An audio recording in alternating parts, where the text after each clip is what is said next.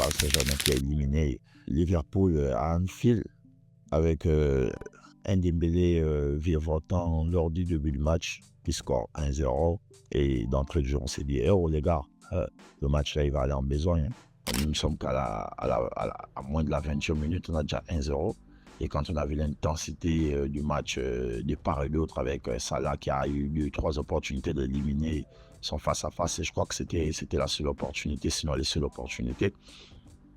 On a vu un match à haute intensité, Paris qui a répondu aux défis physiques. Vraiment, Luis Enrique et ses hommes, félicitations déjà à Paris. Je tenais à féliciter Paris parce que je fais partie de ces personnes qui ne voyaient pas Paris éliminer Liverpool. Mais ils l'ont fait et j'ai tout le mérite de les féliciter pour ça. Le football, il est rond, comme on m'a dit. Après, c'est vrai, il y a toujours des favoris, il y a toujours des non-favoris, on a toujours des appréhensions.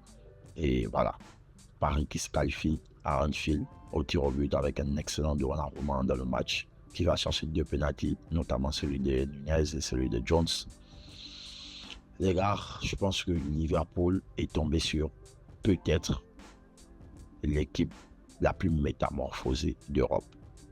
On ne va pas dire que Paris est peut-être la meilleure équipe d'Europe quand on sait bien, et on a vu toutes les difficultés qu'ils ont eues dans le nouveau format des Champions League. Ils étaient en barrage, ils étaient dans les 23e avec les City, ils se sont qualifiés vraiment à la fin du bout. De justesse, Paris ne se qualifiait pas et c'était encore une saison ratée parce qu'on sait que Paris, leur saison est basée sur la Champions League. Tout ce qu'ils font en Ligue 1 en France, aujourd'hui, ça n'a plus d'importance. C'est que la France, le club, les supporters, la ville attend, c'est que Paris gagne la Champions League. Donc, ce Paris avait mal commencé cette édition, ce nouveau format. Ils se sont rattrapés aujourd'hui. Le visage que Paris montre, ça n'a rien à voir avec ce qu'ils ont montré en début de saison régulière de Champions League. Ce Paris, il est complètement métamorphosé, que ce soit des défenseurs, au milieu de terrain jusqu'en attaque. Donc on a un Mohamed Salah qui s'est fait, on va dire quoi, qui s'est fait embrigader, emprisonner par un Nuno Mendes. Excellent les gars, je pense qu'aujourd'hui, Mendes, en 2 matchs, il nous a tous mis d'accord qu'il est le meilleur latéral gauche d'Europe. Parce qu'en face, il avait peut-être le meilleur ailier gauche, le meilleur ailier droit, parce que si tu es latéral gauche, tu affrontes un ailier droit, si tu es latéral droit, tu affrontes un ailier gauche, voilà. Donc, je pense qu'aujourd'hui, non, je pense que Ravin, tu vas couper la partie où j'ai dit latéral gauche, ailier droit, latéral gauche, c'est plutôt le contraire, mais bon, bref, tu vas couper ça. Je pense qu'aujourd'hui, ce que Mendes nous montre, et il a réalisé les 2 matchs aller-retour, déjà, pour revenir sur le match aller, nous tous, la planète football, on était estomaqués de cette performance. Personne n'était prêt.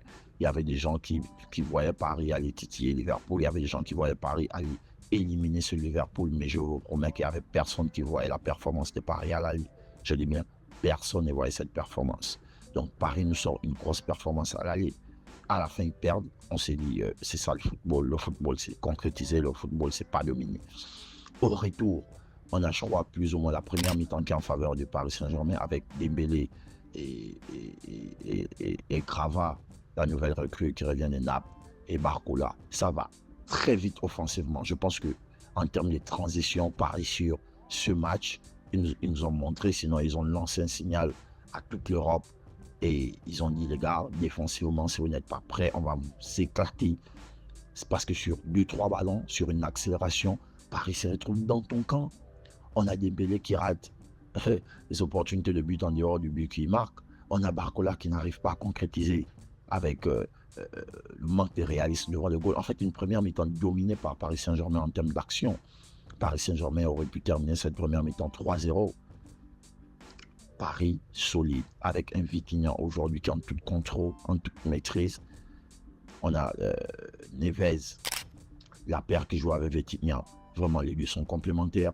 Petit centre de gravité, ils arrivent à contrôler. On a l'Espagnol Ruiz qui est un peu au milieu, qui essaie de couvrir un peu les deux. Vraiment, Paris aujourd'hui, c'est une équipe métamorphosée, comme je le disais depuis le début. Paris a répondu présent sur tous les aspects, physiquement, tactiquement. Le coach, il a fait un travail de malade parce qu'on a vu ce Liverpool impuissant en première mi-temps. Ce Liverpool était impuissant, pas d'action de but. Pas d'action de but. C'est vrai que Liverpool avait la possession. Liverpool mettait une grosse pression à Paris d'entrée de jeu dans ce match. Ils arrivaient jusqu'à presser le gardien parce que les consignes étaient claires.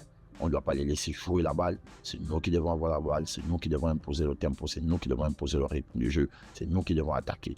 Donc Liverpool était juste dans l'effort, le pressing. Ils ont le ballon, ils essaient, mais ils n'arrivent pas. Hakimi solide aussi sur son côté. Même quand il se faisait éliminer, il avait le défenseur central qui venait couvrir. Parce que sur les deux côtés de Liverpool, on avait Diaz et on avait Salah, deux personnes qui vont très très vite. En attaque, on avait Jota, qu'on sait avec beaucoup de qualités techniques, qui peut jouer dans les petits espaces, mais Liverpool a buté sur ce Paris Saint-Germain en première mi-temps. Paris Saint-Germain a eu beaucoup d'occasions de tuer ce Liverpool comme un match aller. Et quand tu vois cette première mi-temps, tu te dis, mais Paris joue à quoi en fait? Quand tu vois Barcola rater des face-à-face face au gradien, tu vois Dembélé qui arrive, qui prend une mauvaise décision, tu te demandes, Paris joue à quoi? Paris joue à quoi? Parce qu'ils ont sollicité Alisson lors de la première mi-temps. Mais ils ne trouvent pas le 2-0. Le 1-0, il est arrivé très vite. Derrière, ils vont en mi-temps. Quand ils reviennent, le match il change. La physionomie, tout change. C'est Liverpool qui a le ballon, c'est Liverpool qui attaque. C'est Liverpool qui met la pression, c'est Liverpool qui domine sans plus marquer aussi. En fait, aujourd'hui, les deux équipes ont manqué de réalisme. Salah n'a pas fait un grand match. Luis Diaz, qui était l'élément peut-être le plus dangereux quand il avait la balle au pied. Jota, qui n'arrivait pas à trouver la faille, parce que défensivement, Marquinhos et sa doublure, c'était solide. Liverpool qui bute sur un Donnarumma aussi quand même, les gars. Donnarumma, on a craché sur Donnarumma à l'aller, mais aujourd'hui, Donnarumma nous a montré qu'il peut être aussi excellent dans ses sorties, dans les corners, dans les phases arrêtées. Il était présent. Je pense qu'il y a eu plusieurs actions où Donnarumma, il a été cloche. Il allait chercher, je crois, une tête de Jota, il allait chercher une tête du défenseur. Donnarumma, il était présent. Il était présent dans cette deuxième mi-temps. Je pense que c'est lui qui fait tenir Paris Saint-Germain. Parce que Liverpool a eu des opportunités. Les poteaux, les barres, les ballons in extremis sauvés par le gardien. Ce Liverpool pouvait revenir au score et éliminer Paris. Aurait pu revenir peut-être au score. Mais moi, je m'attendais, les gars, je ne veux pas vous mentir, hein, je suis un peu déçu de la prestation de Liverpool. Moi, je m'attendais à ce que Liverpool écrase Paris Saint-Germain. Mais si Liverpool n'a pas pu écraser Paris Saint-Germain, c'est grâce à Luis Enrique. Luis Enrique savait ce qu'il faisait. Il savait où il allait avec ses hommes. Déjà, depuis l'aller, il disait on va aller faire un gros match à Anfield. Ça va être difficile, mais on va faire un gros match, on va se qualifier. Donc, c'est une mentalité déjà qui annonçait déjà les couleurs. Et aujourd'hui, je pense que nous qui ne sommes pas peut-être supporters de Paris, on est un peu surpris. On est un peu en mode, alors là, Paris pouvait faire des grandes confrontations, Paris pouvait challenger des grandes écuries et arriver à les bousculer, voire les éliminer. Vraiment, comme je disais au début, et je le répète encore, félicitations à Paris Saint-Germain pour leur qualification. La meilleure équipe a gagné. Et Liverpool impuissant. On a eu beaucoup de séquences de jeu, mais on n'a pas eu de domination de part et d'autre. On a eu une première mi-temps Paris Saint-Germain, une deuxième mi-temps Liverpool. Après les prolongations, Arnaud Slot qui fait entrer Nunez et Jones, je pense qu'ils sont venus, c'était le rang faible. Hein, parce que avant qu'ils ne rentrent, ça pressait, ça attaquait. Il y avait des occasions quand ils sont rentrés, sérieux. On était juste en mode, bon les gars, on attend les pénaltys. Hein. On attend les pénaltys. Et séance de tir au but de Donnarumma qui fait deux arrêts extraordinaires. Avec Nunez qui se trompe. Et Jones aussi qui se trompe. Déjà Nunez, quand il arrivait psychologiquement, mentalement, tu pouvais sentir que Nunez ne devait pas marquer. Ça se voyait qu'il ne devait pas marquer. Donc, Paris qui se qualifie. Et Paris qui va au prochain tour, je crois, ils affrontent soit Club Brugge ou Aston Villa. Paris, cette année, je pense qu'ils peuvent aller au bout. Hein. Je pense que Paris, Luis Enrique, au début d'année, nous avait dit qu'il aura la meilleure version de Paris.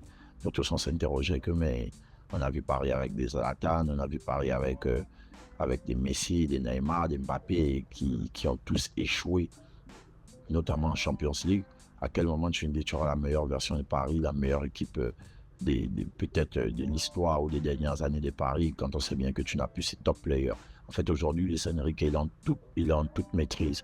Il contrôle son équipe, il n'y a pas d'ego, il n'y a pas un Messi qui va bouder dans le vestiaire, qui va pester, il n'y a pas Mbappé qui va passer, se repositionner, qui ne va pas revenir défendre, il n'y a pas un Neymar qui va ralentir le jeu avec ses... Non, aujourd'hui, Luis Enrique, il dit au gars, toi tu fais ça, tu fais ça, tu fais ça.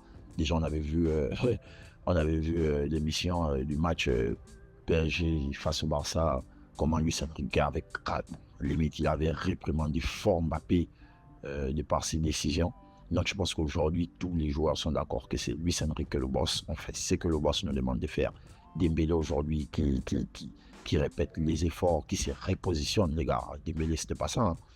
Barcola qui revient, Crava qui revient en milieu de terrain. En fait, l'équipe joue pour le coach. Et l'équipe fait ce que le coach dit. Les gars sont soumis. Le groupe vit bien. Il n'y a pas d'orgueil, il n'y a pas des grosses pointures. Aujourd'hui, je pense que si on doit parler en termes du talent, d'expérience, etc., je pense que leur plus grand joueur, c'est Dembélé et peut-être Hakimi en termes d'expérience, etc. Mais c'est loin d'être du Neymar, des Messi, des Zlatan. Aujourd'hui, quand on sait que le PSG a connu toutes ces stars, ça a toujours été difficile entre l'ego, entre les choix, entre tu sors qui, tu ne sors pas qui. Aujourd'hui, Luis Enrique est le boss, il est le patron.